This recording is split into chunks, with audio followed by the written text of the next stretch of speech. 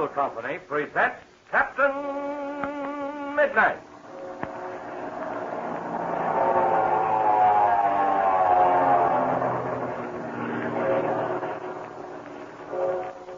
Captain Midnight, brought to you 3 times each week by the Skelly Oil Company, Skelly Jobbers and Dealers.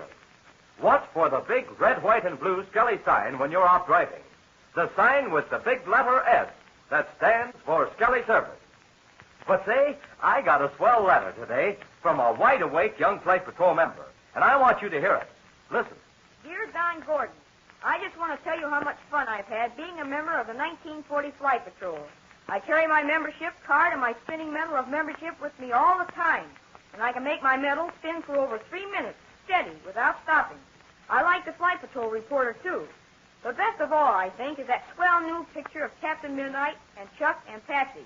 I was one of the first kids around here to get one, and boy, they all wanted to know where I got it. I put it on the wall of my bedroom, and I covered it with a big piece of cellophane that came on a box of cookies, and it really looks pretty swell, I think. But say, I've got my dad using Skelly gasoline and Tagaline oil now, and he says he's glad I told him to stop at the Skelly service station, because the Skelly man gives such good service, and he likes the Skelly products a lot. So goodbye and thanks a lot for the swell program. A regular member of the 1940 Flight Patrol, Eddie Povelson. Well, thank you, Eddie, for that fine letter. I'll bet there are lots of other dads that'd be just as happy as your dad if they once found out about Skelly tailor-made gasoline and motor oil and good old Skelly service with a smile.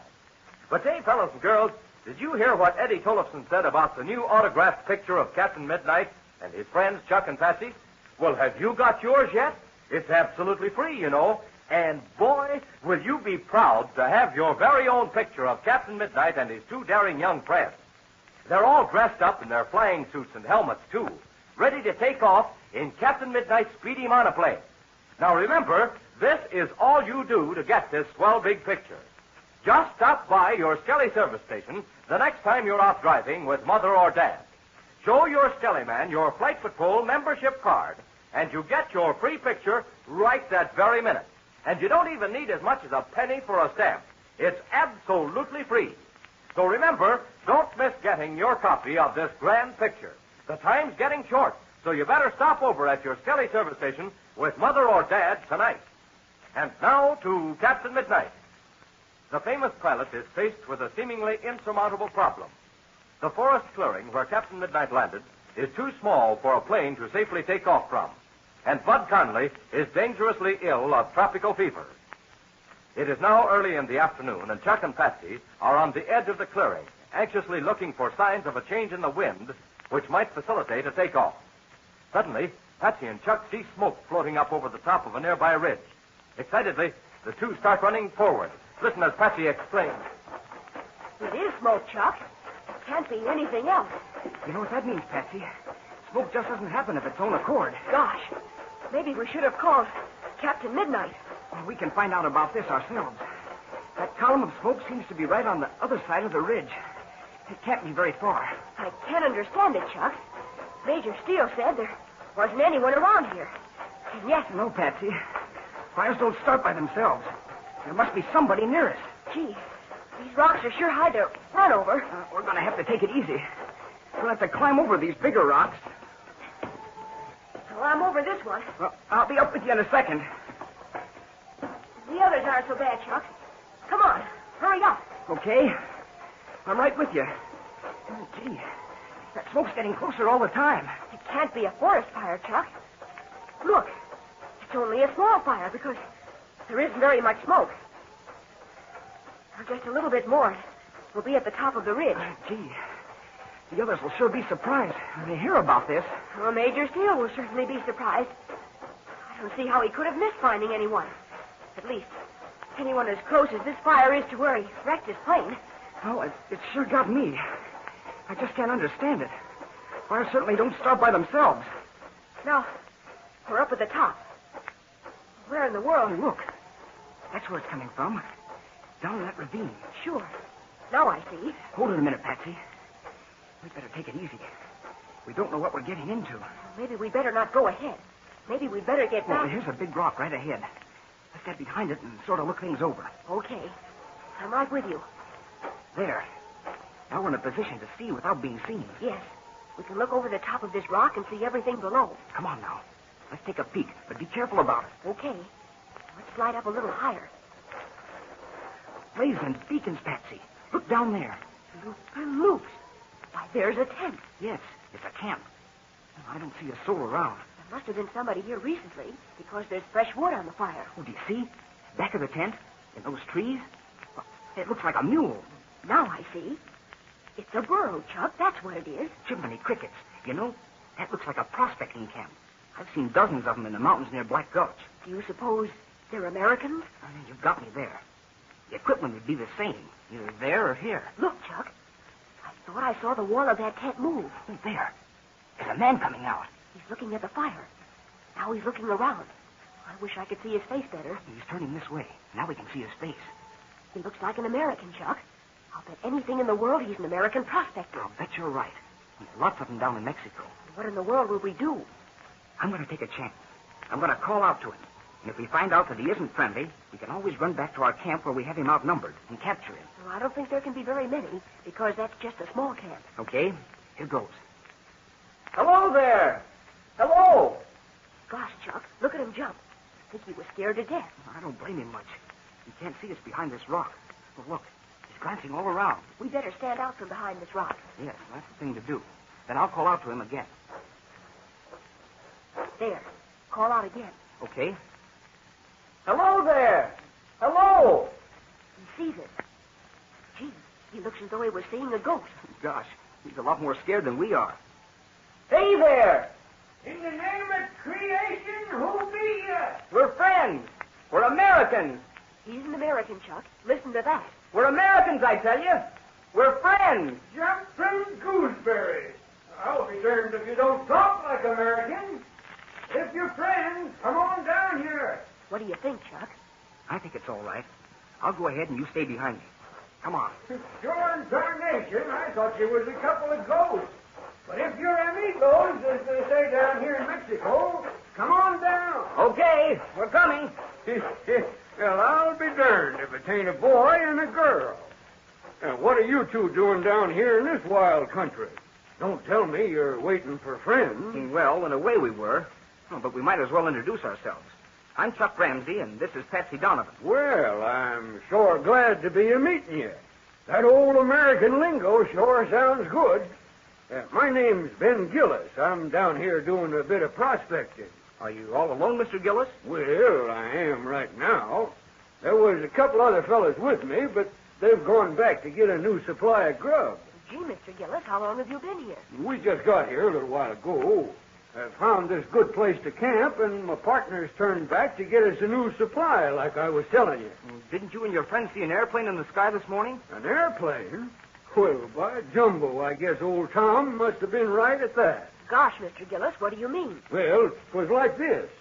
When we was back about 2 miles to the north, old Tom said he could hear an airplane in the sky. But me and Chubby, that's the other fella, we laughed at him.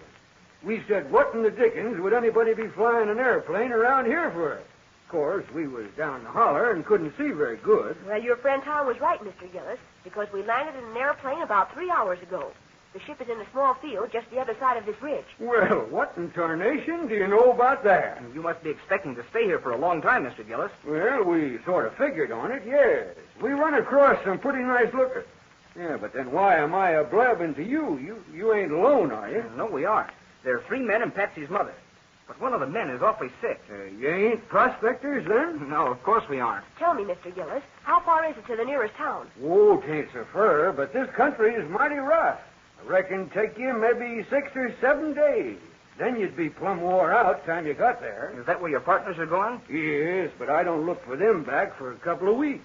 Gee, Chuck, that doesn't sound very good, does it? Seems like you said something about a sick fella. You ain't in trouble, are you? Well, yes, Mr. Gillis, we are.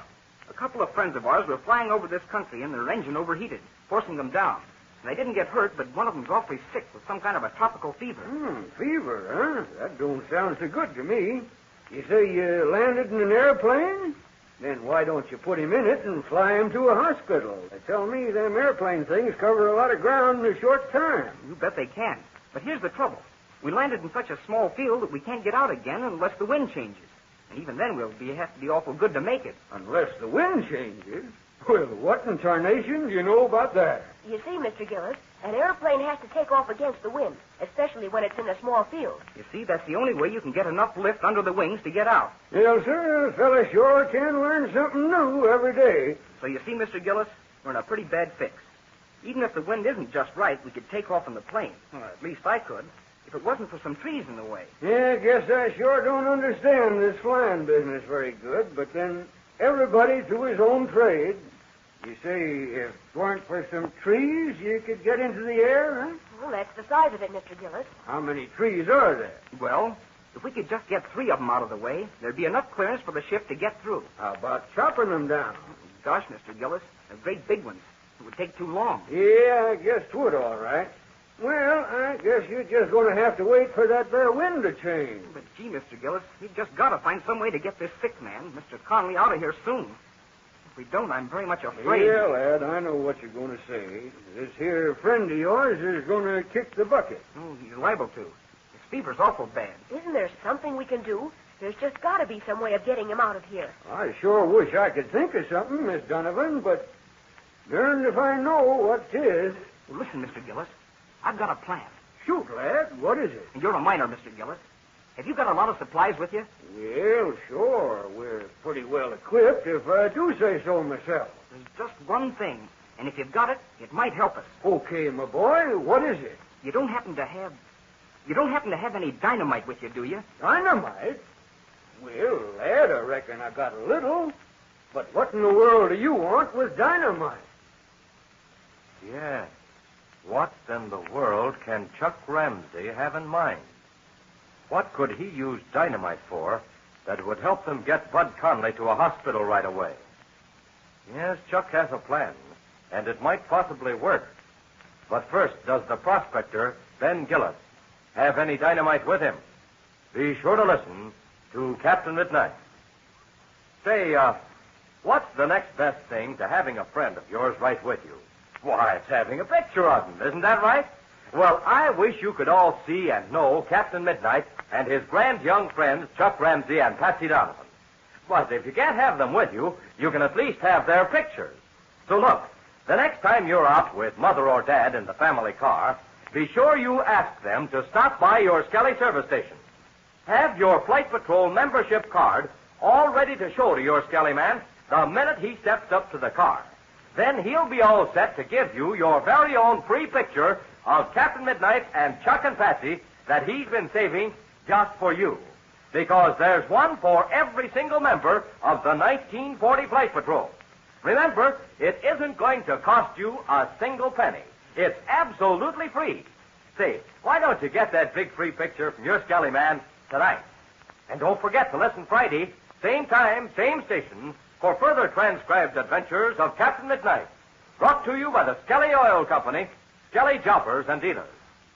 What is Chuck's plan, which he hopes will soon get Bud Conley to a hospital? And what has dynamite got to do with it?